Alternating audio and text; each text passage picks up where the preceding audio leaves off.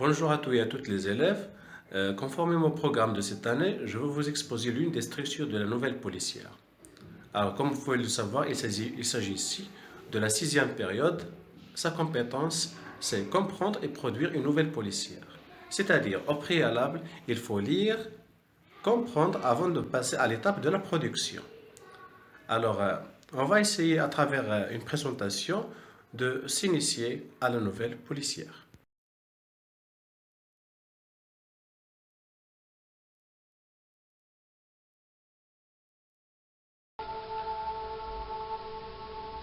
Alors dans cette vidéo, on va savoir ce que c'est que la situation initiale à travers son rôle et son importance.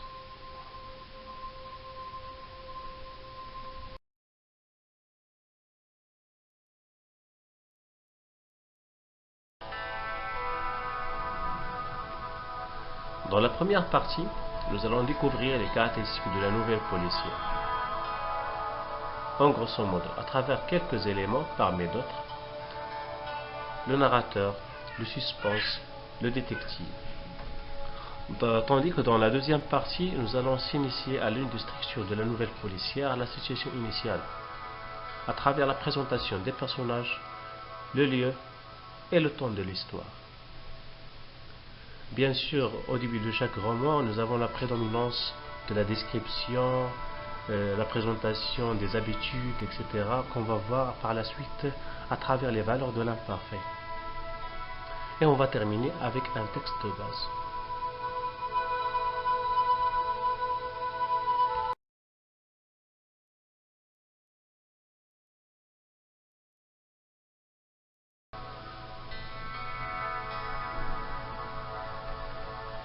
Dans la première partie, les caractéristiques de la nouvelle policière. Le narrateur, il est toujours présent dans n'importe quel texte narratif, qu'on le veuille ou non. Soit on a la présence du jeu, ce qui signifie que le narrateur, il est lui-même l'auteur et le personnage principal. Donc le récit, il est ici mené à la première personne, le jeu. Donc le narrateur se confond ici avec l'auteur. C'est ce qu'on appelle un récit autobiographique ou de l'autobiographie. Parfois l'auteur n'existe pas comme personnage, mais il manifeste sa présence par des signes, des interventions ou des adresses au lecteur, des modalisateurs, sans doute, certainement, il est certain, pour exprimer la certitude ou l'incertitude, soit par des termes qui expriment un sentiment. Quand il dit le pauvre garçon qui vit misérablement, etc., on a ici l'intervention implicite du narrateur. Parfois, on a la présence du il. On peut difficilement identifier le narrateur car l'histoire semble s'écrire toute seule. C'est le cas de nombreux récits à la troisième personne, surtout les romans du 19e siècle. Donc ici, la narration adopte différentes perspectives, selon les différents modes de focalisation qu'on va voir tout à l'heure. Alors, la narration. La présence du narrateur est plus ou moins visible dans le texte, qui est le récit d'événements réels ou qu'ils soient fictifs, qui impliquent des faits, des personnages, des lieux et un déroulement d'action.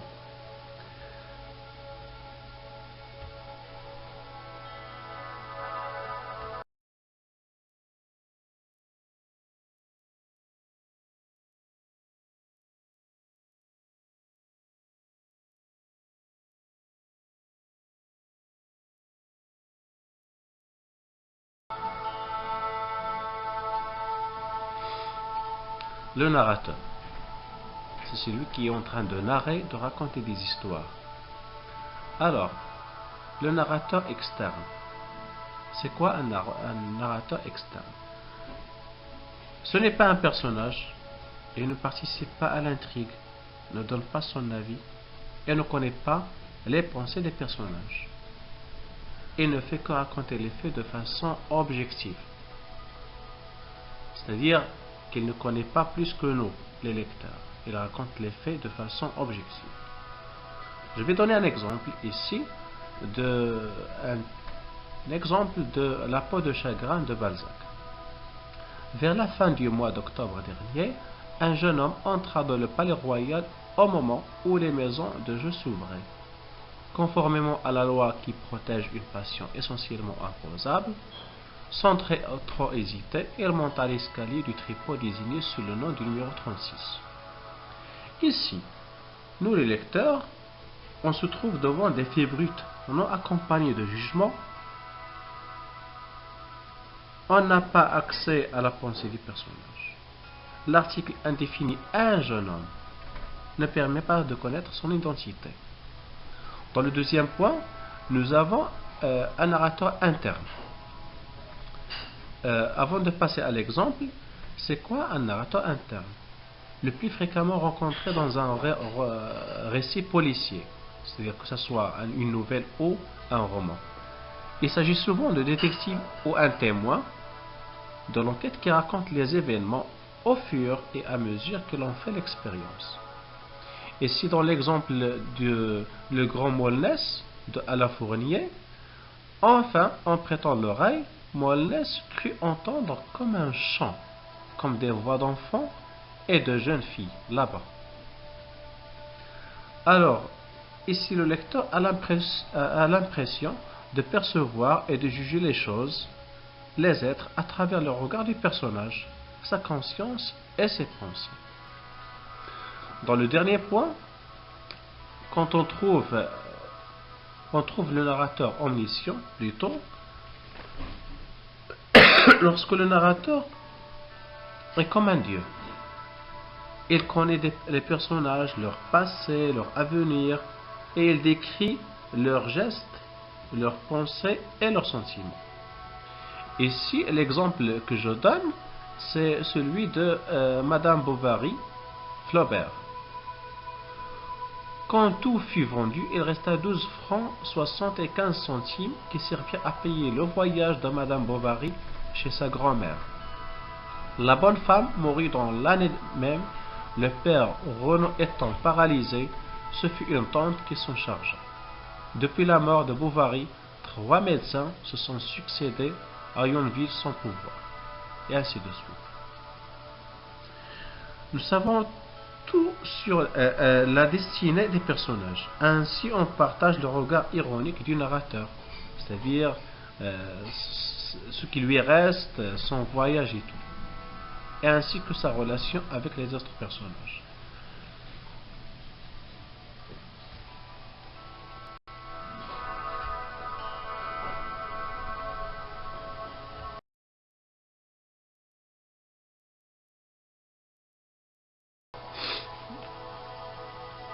Parmi les éléments de genre policier, nous avons le suspense.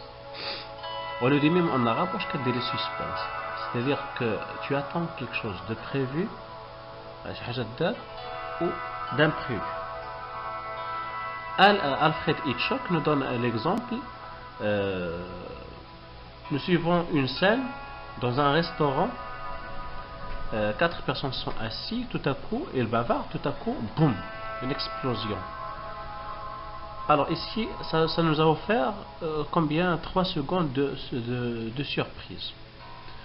Alors imaginons que nous savons, nous les lecteurs ou les téléspectateurs, que sous la table il y a une bombe et que cette bombe va s'exploser, ce qui nous offre 15 minutes de suspense.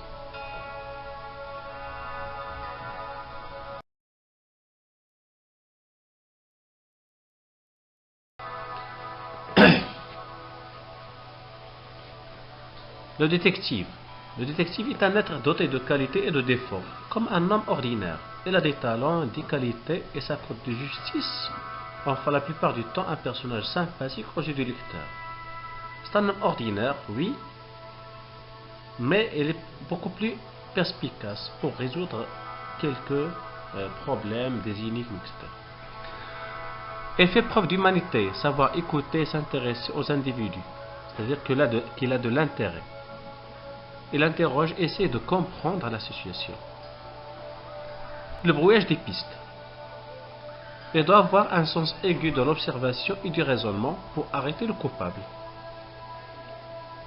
C'est-à-dire que le coupable a brouillé les pistes et c'est au détective de savoir qui a commis ce méfait. L'inspection, vérification d'indices d'un cadavre et ainsi de suite. C'est-à-dire que ce métier de détective ou d'inspecteur et qu'on réfère à tout ce qui concerne ce genre policier, c'est-à-dire même il a un vocabulaire spécifique, indices, cadavres, témoins, etc.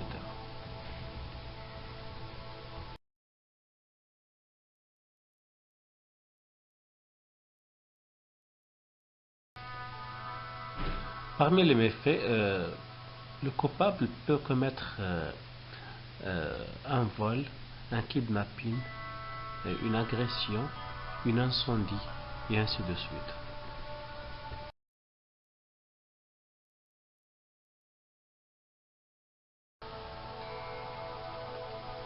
Généralement, la nouvelle policière passe par 4 étapes. Quelles sont la situation initiale? C'est la situation stable, calme, tout est bien. Donc, dans la situation initiale, il s'agit de la description des personnes, du décor, du lieu, etc. Après, nous avons l'élément perturbateur, c'est celui qui perturbe la situation, qui la rend un petit peu perturbée. Et s'ensuit les péripéties, c'est-à-dire les événements qui s'en suivent, des actions successives qui en découlent. Et enfin, nous avons le dénouement, c'est-à-dire la résolution du problème, la solution et la fin.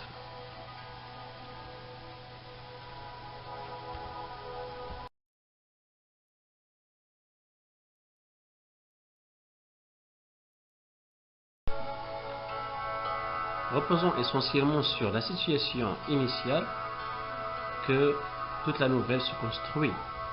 Alors, dans la situation initiale, nous avons la présentation des personnages, du lieu et du temps. Au début de chaque récit, il permet de présenter au lecteur quoi? Les personnages principaux de l'histoire, le cadre où il se déroule, le lieu et l'époque. On trouve donc principalement dans cette partie du texte beaucoup de descriptions. L'histoire est racontée surtout à l'imparfait, ou plus que parfait, et parfois on trouve du passé composé.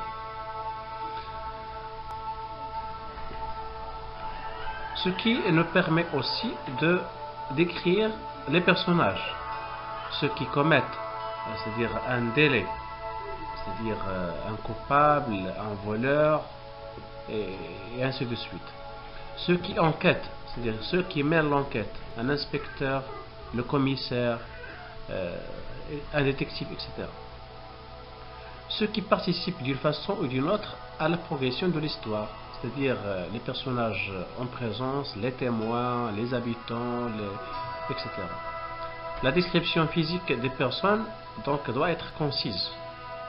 On doit retenir que les détails frappants qui nous intéressent ou qui intéressent surtout le narrateur et qui leur sont caractéristiques. Le lieu, dans l'introduction d'une nouvelle policière, on utilise rarement de longues descriptions, c'est-à-dire on s'intéresse minutieusement à ce qui nous intéresse. On choisit plutôt de donner un bref aperçu du cadre à travers l'ambiance et quelques détails spécifiques de l'époque et du décor. Pour le temps, on donne quelques indices sur le temps, le mois, l'époque, à savoir l'année.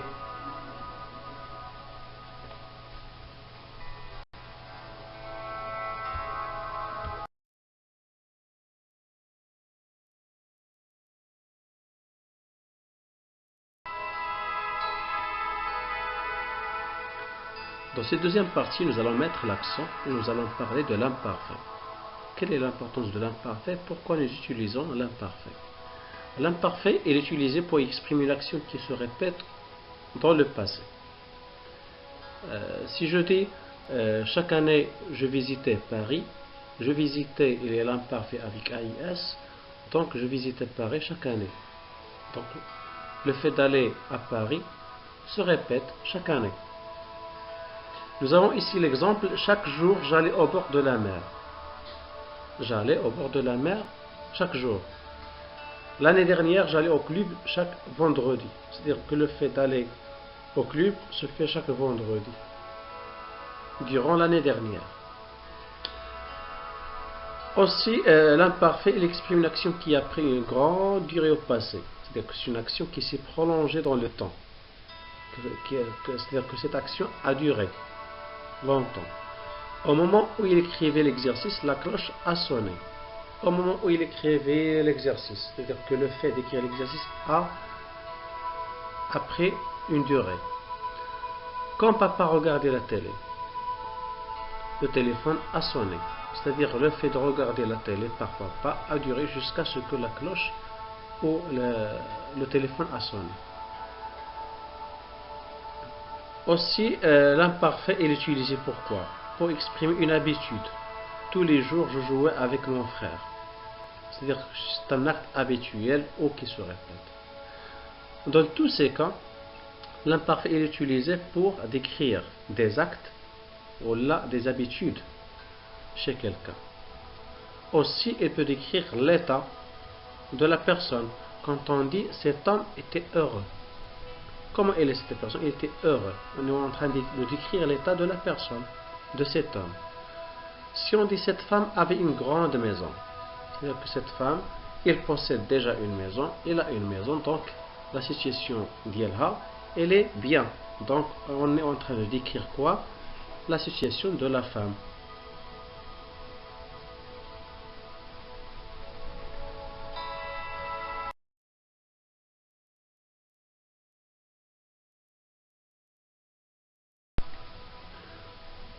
Dans les phrases suivantes, nous avons chaque soir je discutais avec mes amis par SMS. Là c'est une habitude. Il y a le complément chaque soir, donc c'est une habitude. Il avait une curieuse manière de répéter tout ce qu'il disait. Dans cette phrase, nous avons la description. Il avait une curieuse manière, c'est-à-dire il est habitué à certaines manières, c'est-à-dire de répéter tout ce qu'il disait. La troisième phrase, 2 heures plus tard, elle était toujours dans la même position. Il y a le complément ici. 2 heures plus tard, c'est une durée. Donc déjà c'est une durée, il a pris beaucoup de temps. Dans la quatrième phrase, toute la famille se réunit ici chaque année, à la même date. Là, ici, la famille a pris l'habitude de se réunir chaque année. Donc c'est une habitude. Et le complément chaque année, c'est une habitude.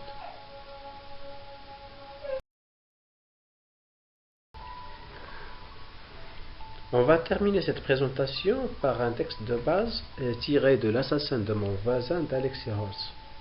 Sébastien, notre voisin et ami, était un ancien cultivateur. Il avait perdu sa femme depuis des années et avait un fils unique, premier maître dans la marine, qui naviguait à l'époque au large du Sénégal sur un bateau magnifique. Après, nous avons aussi l'utilisation de l'imparfait incessante. Il était de nature calme et gentil. Dans le deuxième paragraphe, nous avons presque tous les jours, nous avions l'occasion d'échanger un salut amical. Dans le troisième paragraphe, nous avons relaté de plus en plus fréquemment les téléviseurs, magnétoscopes et autres appareils IFI disparaissaient en même temps. Après, nous avons l'utilisation du passé simple pour une raison, c'est-à-dire qu'on a déjà entamé l'élément perturbateur parce que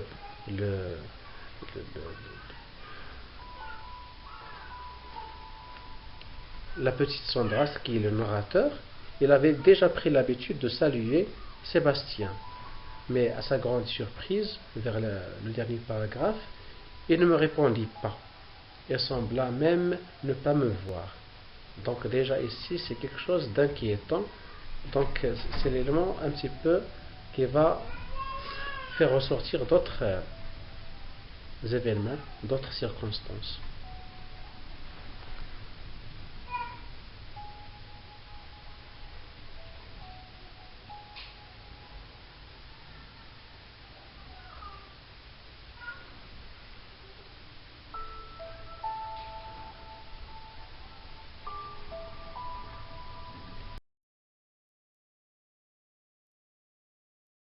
Voilà, c'était le tout pour cette vidéo. Je vous conseille de rentrer plus en avant pour savoir les autres étapes de la nouvelle policière. Lisez les nouvelles policières du programme et hors du programme. Et moi, je vous soumets, si vous voulez, quelques nouvelles que vous pouvez lire chez vous. Merci pour votre attention et bon courage.